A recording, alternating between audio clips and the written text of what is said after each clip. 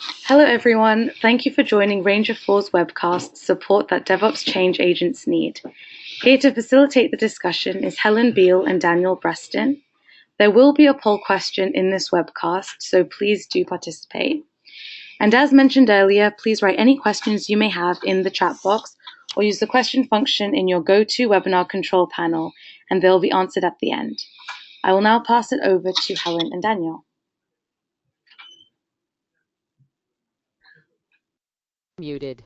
Unmuted. Great, thanks, Priyanka. Good morning, good afternoon, good evening to everyone out there. I'm just going to see if the poll has been closed. Yes, I think it has. So you should now be able to see my screen. Excellent. So as Priyanka said, my name is Helen Beale. I'm DevOps Director here at Range 4, and today I'm accompanied by Daniel Breston. I head of Transformation Services here at Range 4, and we're going to be talking about support that DevOps change agents need. It's a slide that I use a lot when I talk about organisational change, and I've decided to kick off today's chat with this one because what I'm really showing here is one very lonely little green person who you can see embedded in the test silo there, and this is a change agent. And change agents, typically we see them kind of not so much in leadership and can be embedded anywhere in these silos. And this particular kind of organisational chart is a very distilled view of what we see in traditional IT organisations. So you can see the split between dev and ops, and you can see further silos in between. So this chap or lady here, the green one with the arms in the air, has had an idea. They are the change agent. They are a very rare being.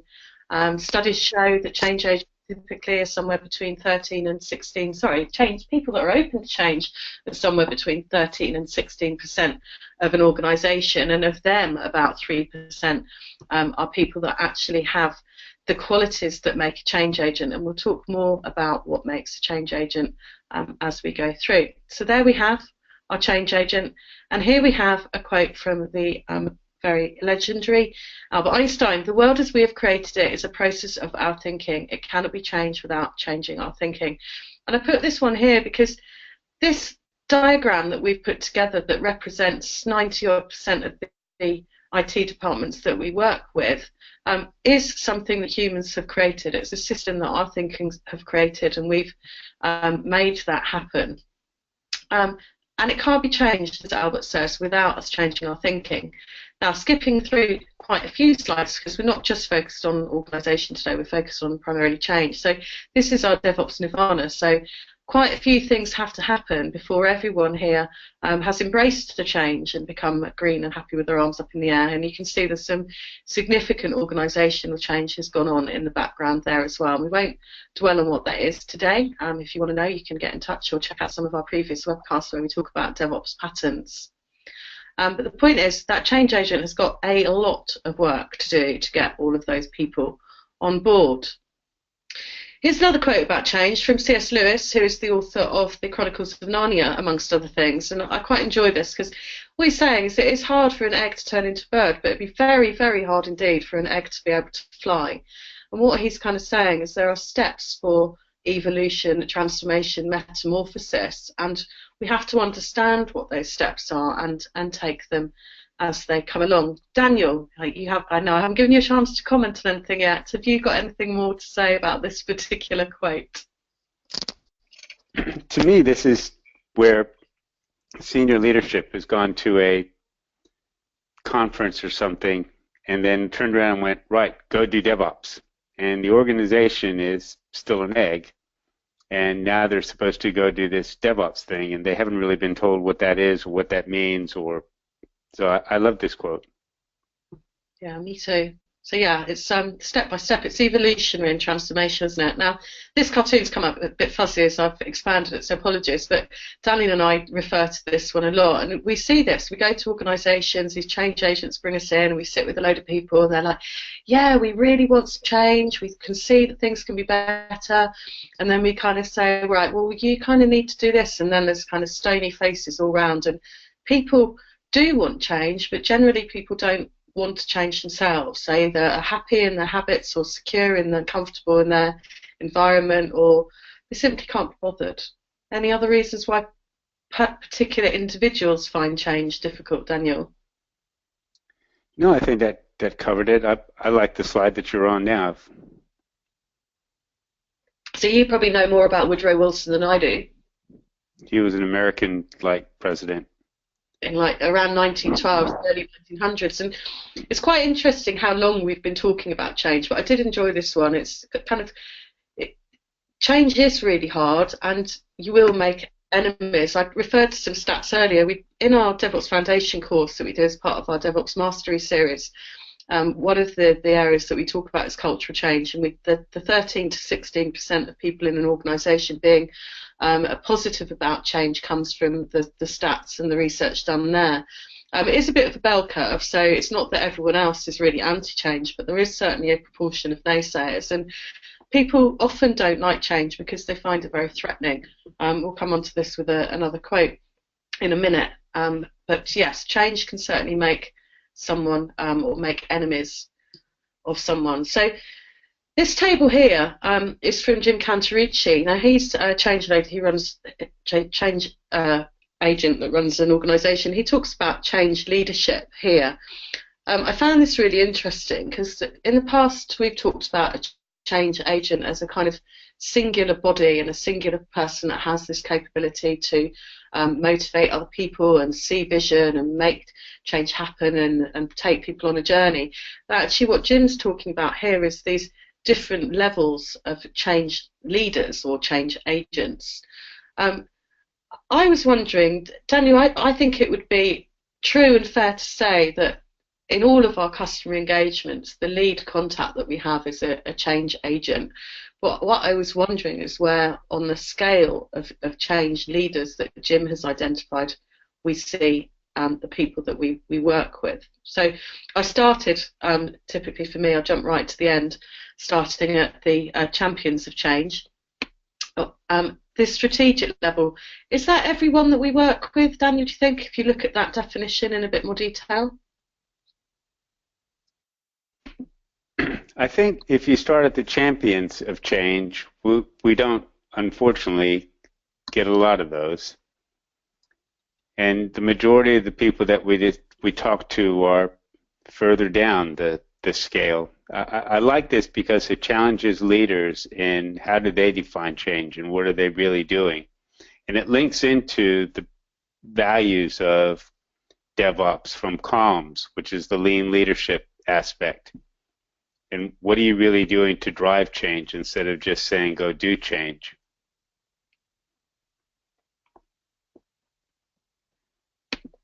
What do you think? Oh, there you go.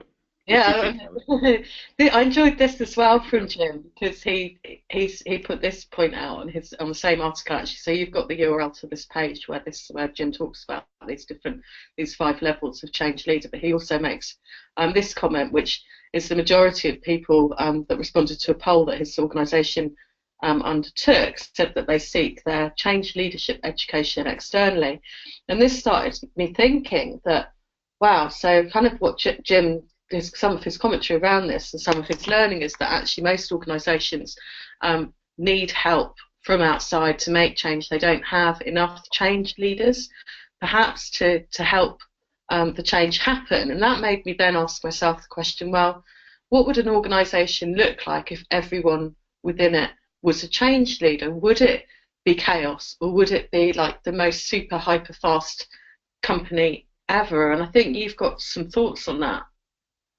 Well, I like the idea of having everybody consider themselves to be a change agent or looking for problems and trying to figure out the best way to deal with them collaboratively, which then, of course, drives change because you're doing improvement. So again, this goes back to comms and how do you drive that right culture and the use of automation such that you can actually share that knowledge across, top down, and leadership has to be involved. Leadership needs to, no matter what the change is, whether it's DevOps or IT service management or Agile, you're going to need some help, and you should not be afraid to go and ask for that help.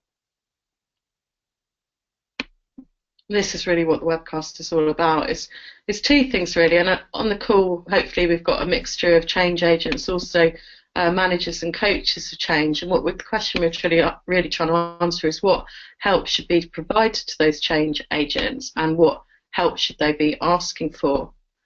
I alluded to this quite earlier from Erica Young, a famous author and most famous for the work she did in the 1960s and 70s, and her kind of seminal work is The Fear of Flying. She talks here about accepting fear, really, and I think this is a big thing that stops people changing, and they're fearful, mainly the way I see it is people are fearful for their jobs. They see change as something that might put them out of work. They don't want to lose the security of their job. We recently worked with an organisation. We were doing a transformation plan with them, and actually they really weren't comfortable with the word transformation because they'd had transformations before and people had lost their jobs. So we had to look for other words, and we've used the word improvement with them. I had a conversation with Daniel about other words that we could use. I think I suggested transition, but we decided that was just as bad, and you had some other ones as well which you talked about. Renovation. Well, I like the one that Gene Kim uses, which is revolution. And I think that if you're going to go and change an organization, and all organizations now need technology, that you need to revolutionize the way that they're being used, the thinking that goes around it, and do it in such a way that people benefit from it. And you don't start with, hi, we're going to go and do something, we're going to automate something, and oh, by the way, 50% of the workforce is going to go. That's the wrong metric. It's interesting you say revolution, because one of the things I hear a lot out in the field is evolution, not revolution, as a mantra. Is that a way of helping people swallow change as a less radical, scary thing?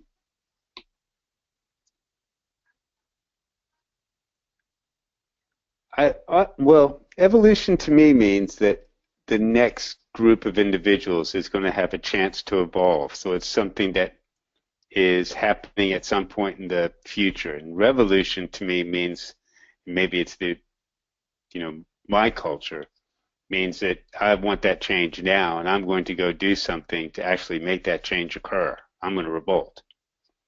I'm not going to wait for me and the rest of my organization to evolve. I'm going to kickstart this thing now.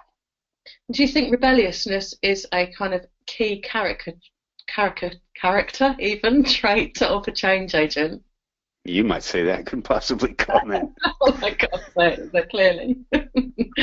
I think it might be, though. There's kind of the renegade, being able to see that difference is possible. This one, so Mother Teresa said this one, and when we kind of think back to those first couple of charts with that very lone little green person kind of waving their hands about and then kind of skipping forward to the nirvana where the sea of green had moved in waves across the whole organisation and everyone had stood up and got on board and said, yeah, we're going to do it this way. This is what kind of Mother Teresa is saying about, and I think this is a useful quote for change agents, because what I see is them as individuals sometimes feeling quite lonely. When they have a bad day, they're lonely, they're on their own, they're frustrated, and they feel like they've got all of the weight of the world upon their shoulders. It's all up to them to make everything happen. And I think if they can just take a step back and see that they're creating ripples, they're creating these waves, it's not up to them to do everything. I think that's helpful. I mean, what would be your kind of key bit of advice for a change agent having a really bad day, do you think, Daniel? I think it's just step back, look for that mentor, that coach, going back to the slide on, the different levels of change and making sure that you're engaged. But then also doing, like Steve says, what do I have to do tomorrow then to go and improve what's happening? How do I benefit from whatever I've learned today? And I think people have a real failure culture, and they need to start thinking about an improvement culture. And this really resonated with the question that I hear you ask customers so often, which is, how do you know you're having a good day? I think what Steve's saying here is like, it's kind of, if he has too many not good days in a row, he knows it's time to figure out what needs to shift. This one I thought was really helpful from Alvin as well, for these same reasons, for this point where a change agent is feeling quite down about what they're doing, and feeling that, they've done loads of things and things aren't happening fast enough, or they're hitting too many obstacles. I think what I really heard when I read this, if you like, was that actually a change agent is a sensor for the future, and the organisation is moving in that direction anyway, but the change agent is at the head of the rush for it, if you like, and helping pull everyone forward into that natural evolution, using that word again. So I felt this was quite a positive thing, because it kind of, again, like Mother Teresa's comment, it helped the change agent maybe not feel that they were the source of everything and responsible for everything that was happening. So it truly does change the way people should consider that change isn't a project. Change is going to go and impact the organization. Deal with it. And I nearly put a slide in earlier that just was going to ask a fundamental question, which is, why is change important? And I think it's probably obvious to everybody, if we don't change, you're going to get left behind. That's the way I see it. That simple. And this is just a summary of DevOps. This is, at some point in time, that idea to realization, that development of a new product or feature, or the development of a way to get rid of defects, all the way through until that idea, product or feature is realized. Today, it's difficult to do without some form of technology. It's even harder to do and impossible to do if you're not using technology to make things better, faster, safer. So this is a great time to be involved in this movement of collaboration. Yeah, and I think embracing change is good, and change is not scary. Is helpful, but it's not always for everybody. So, there's a lot of stuff out there to help change agents. I put the date on this because I found it quite interesting. We had a quote earlier from Woodrow Wilson from 1912-ish. This is from 1996. So it's not like change is a new thing. In fact, around this time, I was just starting out, just after I graduated, did my first job at IBM, and I remember having this great kind of epiphany one day where I thought, oh my God, the only constant is change. And it's like, yeah, everything's changing all the time, but this has been going on for quite some time. But Chris Turner, she had at this point this job title of learning person, which again, for me sounds incredibly modern, even though it's 20 years later. But these were her 9 tips at the time, and I've got the URL at the bottom of the slide if you wanted to read the whole article. But these are the things that she says help a change agent work. Were there any on there? I mean, we've already covered the fear one, but Daniel, were there any other ones that really kind of jumped out at you there? I know number 7 was my favourite. Well, I like number 4. I'm not sure if I wouldn't reword that as not only take senior management along, but get senior management to help change, drive toward that goal. But to me, the first one is be open to data at the start. You need to know where you are now if you want to figure out where you want to finish. And a lot of people don't like looking at the dirty laundry. And so they pretend they don't have a baseline, they don't have any information, and we'll just set an arbitrary target. And that makes it difficult to know whether or not you're on track or not, and everything just falls apart. So you really do need to plan what you're getting ready to do before you start, and make sure that you laugh when it hurts. Yeah, when it goes wrong, have a sense of humour. And, number 1, I can imagine is very close to your heart, because you are the king of metrics. You've mentioned CALMS, the DevOps acronym, a couple of times already this call, the M in there being metrics. And I know you have some very strong opinions on what makes a metric matter. But yeah, we can't do anything unless we understand it. Number 9 just reminds me of my mother when I was a child. Don't start something else before you finish that thing. But that was normally when you were at dinner. No, it was just generally everything. We're going to have a very quick look at the results from the poll earlier. we ran the poll for sort of 10 or 15 minutes before we started the call. Not everyone was on it, so it's kind of interesting, the results that I'm popping up here. Whoa. But I've expected a bit more spread of results, actually, I have to say. Daniel and I put the poll answers together earlier on today, and I almost kind of said, should we put politics on there, because it is such a broad thing. Does politics incorporate all of those other things, or how would you define politics in this context, do you think, Daniel, and why do you think we've got such a skew on the answer? I think politics, well, very few people are going to admit to fear if they're a change agent. I'm surprised that we don't get resistance or lack of authority or lack of time. But most organizations, large organizations, are driven by politics. They're driven by dev versus ops versus PMO versus CIO versus regional IT differences versus the stakeholder versus the customer versus budget, and it all boils down to politics. And there's that Hippo movement. Everything is prioritized by Hippo. The highest person is getting paid. It's opinion, and I think that that's very strong and important to try to address at the beginning of a change revolution. It all kind of leads back there, doesn't it? All paths lead to politics in some respects.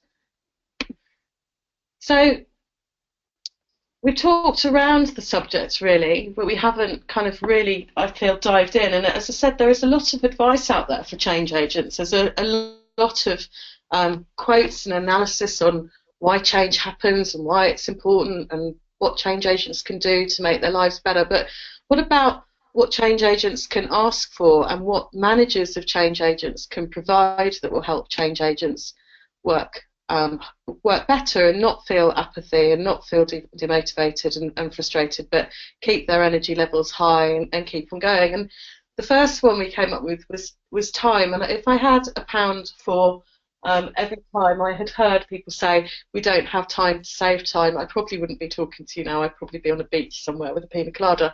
But the biggest thing seems to be time constraints and people having kind of what people often refer to as their day jobs to do. Daniel, we just completed a 4-day engagement with a customer where we had quite a significant amount of their senior management team out of the business for 4 days, which was unheard of. Now, they made time to do that, to figure out how to save time. What do you think needs to happen in an organisation for them to make decisions like that and put, as you identified, over £1 million of the salary in a room for 4 days? People need to step back. I mean, I remember the CIO that had 99 hours of meetings booked every week in his calendar. And he had never taken the opportunity to step back. He just accepted everything. And one day he just went, this is daft. And after a week, he realized he now had a 4-hour window, and he didn't know what to do. I mean, he was looking for something to do, someplace to go. And it's just like the engagement we just had. They had not gotten together to look at where were they now. And once they did that, they went, wow, actually, you know what? We can save a lot of time here. Because we're saving time, people can start doing something different. They just need to step back. Yeah, and make that decision and say, deprioritize that.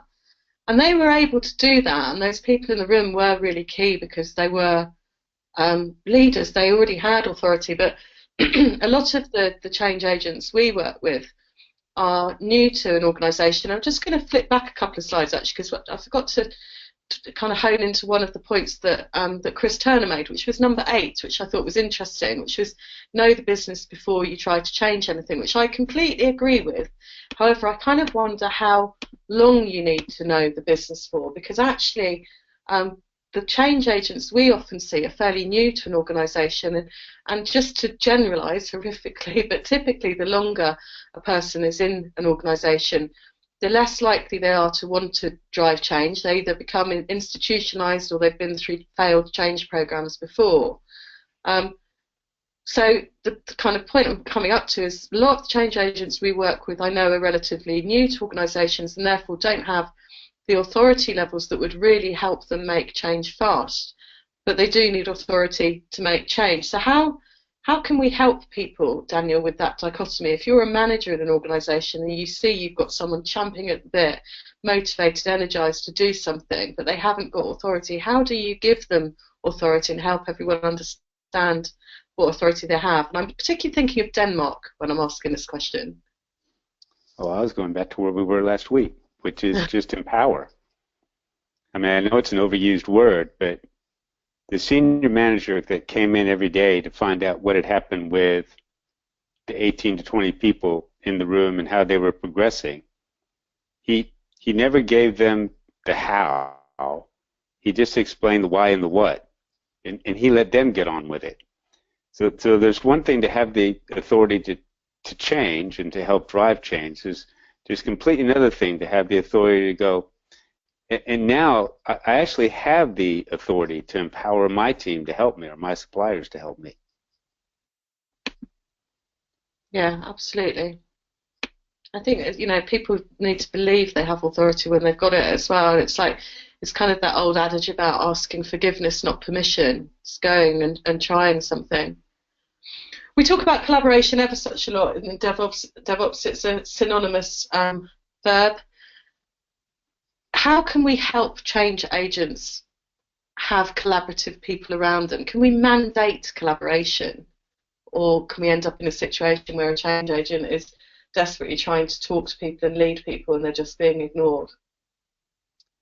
Now, I don't think you can mandate collaboration, but now going to Denmark, you can give them the capability to talk to others as simply as possible with tools like chat, and get away from the email culture or get away from the silly meetings culture and just let people, you know, work together to solve a problem and come up with a countermeasure for enabling a product or a feature within the time frame they're supposed to. Yeah. You have to create that type of environment, and whether they're co-located or not isn't the point. The point is are they all talking together and working to the same goal?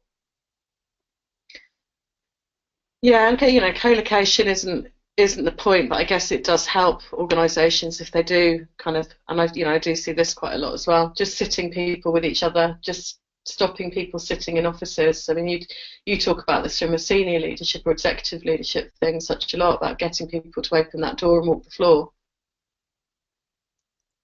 So what do you think about resources?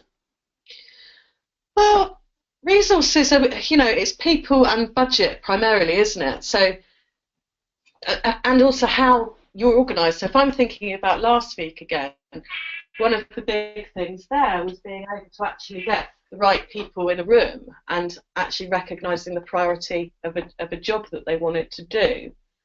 So instead of kind of trying to beg, steal and borrow people to try and complete something, is actually saying this is a priority task for them. So it's not necessarily about hiring a brand new bunch of people, but just saying this change program is really important and, you know, put that to one side. So it's kind of, that for me is quite linked to time that we described earlier. What about, you know, let's not talk about money yet. Have you got anything more to add to that from a resource person point of view? No, I like the way that people, I mean, there's two types of organizations. There's the type of organization that goes out and hires a whole new set of complemented skills.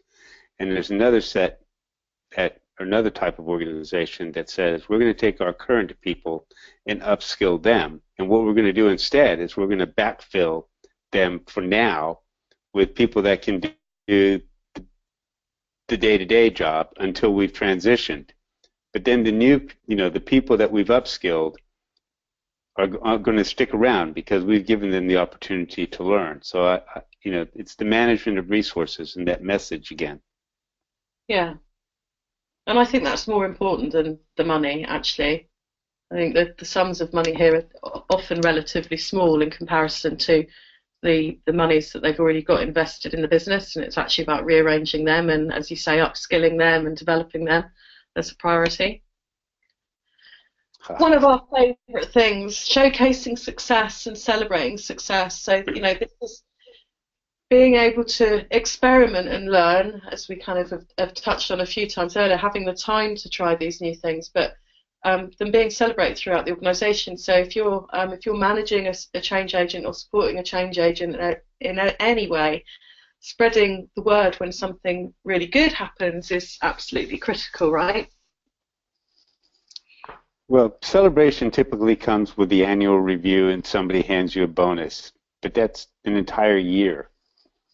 And what I think people need to do is they need to, on a very regular, very small, very frequent basis, look at the effort, say we tried, we learned, celebrate. Look at the effort, we tried, we did something, celebrate. What's the problem with that? You get more and more people involved. I love this aspect of what we do.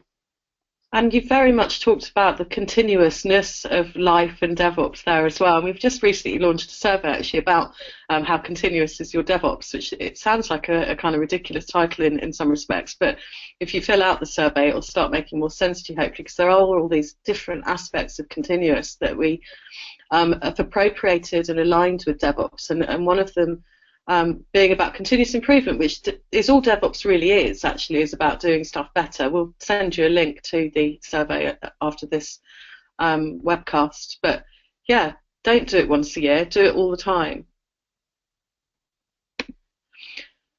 So we wanted to just spend a few minutes talking about how we support change agents on a daily basis, particularly around the DevOps engagements that we do. So we've got a number of different offerings. So we have a DevOps lift-off workshop, which is a standard set of 9 exercises that can be customized, that take us all the way from defining DevOps to looking at baseline metrics to setting SMART goals and writing business cases and playing with Kanban and visualization, looking at tool chains, and you finally end up at the end of the day with a high-level roadmap. And typically people will have about 12 people in that workshop. And again, it's a change agent that always asks that workshop, and they're bringing in people around them that they want to get on this journey with them.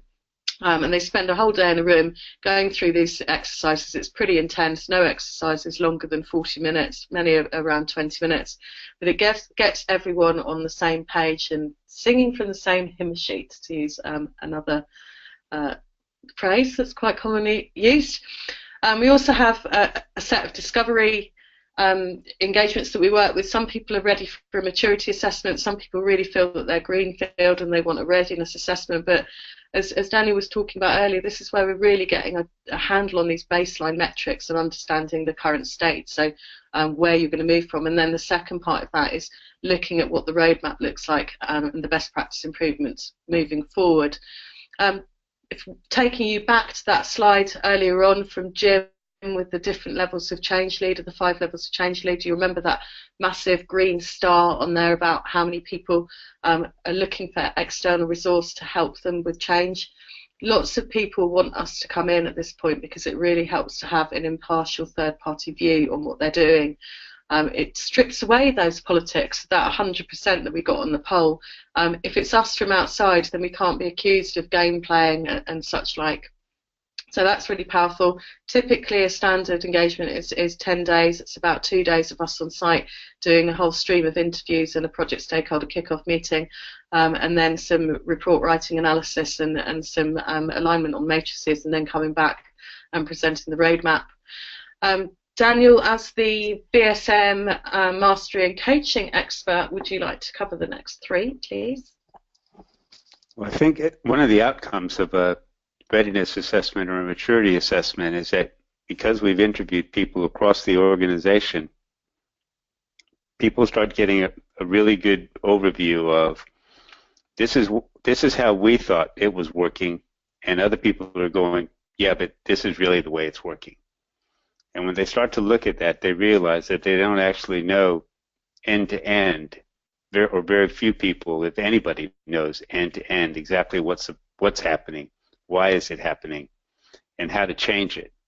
So a value stream mapping exercise is where you look at the why and the what, and you start thinking about how can you improve collaboratively across an organization a particular value stream that you have. So orchestration, provisioning of an environment, improving the onboarding process. All of these are examples of value stream for an organization. And what we do in a series of 4-day exercises is get people to start to think about what is it that they're doing today, what is it that they like to do in the future, and then how would they plan for that, with some targets, some metrics, and some visualization.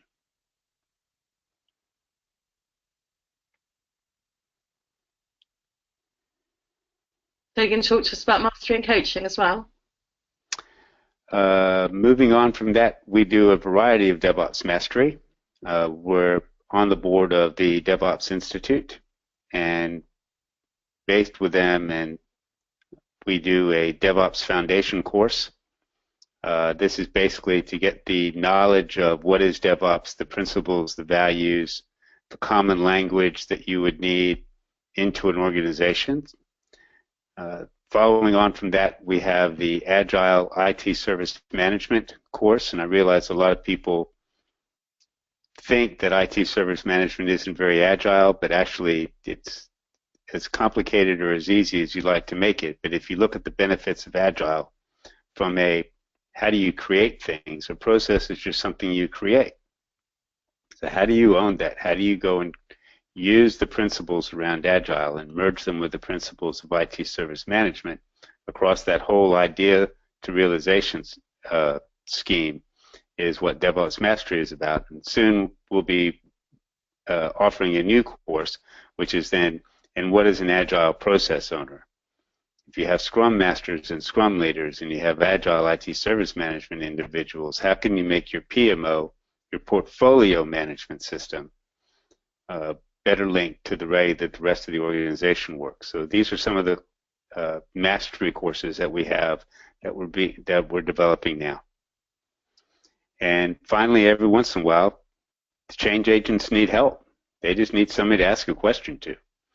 And so we have coaches that are ready to answer those questions, be a soundboard, come in and ask tough questions every once in a while. Across the organization, at the very top level all the way down to the engineer or suppliers management even. So we can help in a lot of different ways to help provide that better, faster, safer use of technology. Thank you, Daniel. So that brings us just over our half an hour. So I think I've seen a few questions ticking through, which Priyanka's probably going to run through with us. I think you there, Priyanka? Yes, I am. So we have a question. How do you deal with change stoppers, i.e. people in key positions in the organization who are anti-change? Yeah, so we touched on these guys. So we often call them naysayers as well. Obviously, the key qualifier in your question is that having them in key positions, and that makes it difficult. We were sat in a training course last year sometime, I think it was, and one of our customers from one of the big online gaming companies came up with a phrase which was, if you can't change the people, change the people. And there was a pretty sharp intake of breath in the room, I have to say. And Mike, who said it, kind of sat back and said, yeah, but you give them some time. You tell them what journey you're going on, and they can choose whether they want to get on the bus or not get on, or get off the bus. And after a year and the changes happened, if they don't like it, then it's kind of they've had the time, and it's maybe time for them to move on. But it is really hard if you're a change agent and you're not getting any support from senior management. And I would actually argue more than really hard, impossible, Daniel. And it's at the point that the change agent goes and changes the job. The change agent facilitates the change, but they need support. They need people below them to understand the why and the what, and they need people above them to help communicate that. Okay. Next question. Is a sprint review a good time to celebrate? Depends whether it went well or not. It's a good time to celebrate. Yes, why not? If you just had a really good sprint and you just got through a load of your backlog and you've had some feedback from your last sprint that the customer's really happy, absolutely. Okay. Could you take the change agents in the organization along with you on your offerings? So there is an element of KT to create or professionalize a change agent to become a virtual DevOps consultant. So KT being knowledge transfer. On our offerings as in the ones that we just went through. So yeah, I mean, I meant to say actually, or kind of point out with particularly with the mastery, what we've seen is that we run kind of in three different ways. So we do it on public schedule, we do it on site, and we do it online. On the public schedule courses, we've noticed a pattern in the last year and a half or so, and what tends to happen is that the change agents come, and not always, we'll sometimes see multiple change agents in one organisation, so one or more. So one or two will come on the initial course, and then they'll send some of their friends along to the next one. Daniel, do you have anything to add? I think further on from that, Ranger 4 isn't going to go and coach you every single day. That's daft. You're going to want to go and try something, and you're going to look at the results, and you're going to go, yeah, okay, I understand what happened. And for those times where you don't understand what happens, or you want to ramp it up a little bit, you want to be able to contact someone to say, can I help? Can you help me, please? I mean, it's like, for people who've read the Phoenix Project, it's like Eric. He only shows up when he needs to show up. And that is the second half, I think, of this question, which is the virtual DevOps consultant. I mean, I think what you really want is you want a virtual change consultant, business revolution consultant. Okay. What small changes can I make to start changing our culture to a more collaborative one without management buy-in?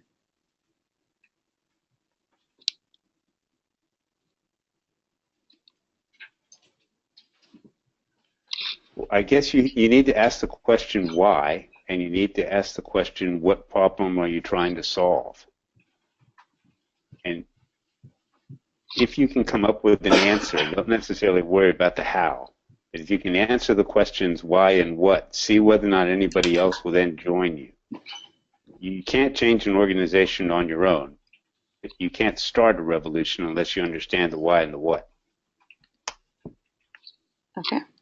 And lastly, we have an excerpt in the comment section to nicely summarize this webcast.